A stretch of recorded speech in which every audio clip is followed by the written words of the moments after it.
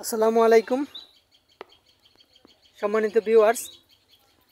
আজকে এখন যে গাছটি দেখতে পারতেছেন এটা হচ্ছে ইন্দোনেশিয়ান স্মার্ট নেপিয়ার ঘাস, যাকে ঘাসের রাজাও বলা হয়ে থাকে।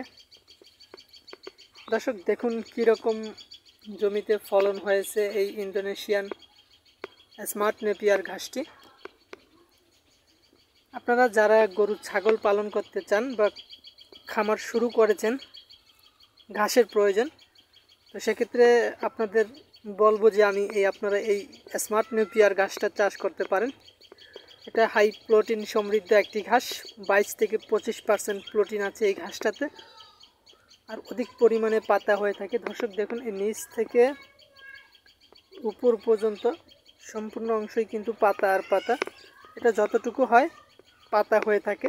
আর নিচের দিকে যে গোড়াটা থাকে ওটাও নরম, গরু খুব সহজেই খেতে পারে। আপনারা যারা ছাগল পালন করবেন তারা 1 থেকে 1.5 মাস পর পর কেটে খাওয়াতে পারবেন। যারা গরু পালন করবেন তারা 1.5 মাস পর পর কেটে খাওয়াতে পারবেন একবার কাটার পরে। তো দর্শক, আপনারা যদি এই যে স্মার্ট নেপিয়ার ঘাসটি চাষ করতে চান, আপনাকে অবশ্যই কাটিং রোপণ করতে হবে। আর আমরা এই কাটিংগুলো সারা বাংলাদেশেই ডেলিভারি দিয়ে থাকি কুরিয়ারের মাধ্যমে। দর্শক, আমাদের কাছে পরিপক্ক মানের কাটিং আছে, চাইলে আপনারা আমাদের কাছ থেকে এরকম পরিপক্ক মানের কাটিং সংগ্রহ করতে পারবেন।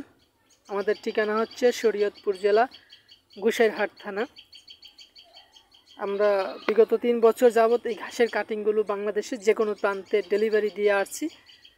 চাইলে আপনিও আপনার গরু এবং ছাগলের জন্য এই ঘাসের কাটিংগুলো সংগ্রহ করতে পারেন, এবং আমাদের অন্যান্য ভিডিওতে কিভাবে লাগাতে হয়, পরিচর্যা করতে হয়, কাটার একটি সোফা থেকে কতগুলো হয়, সব আমাদের এই চ্যানেলে বিস্তারিত পেয়ে যাবেন।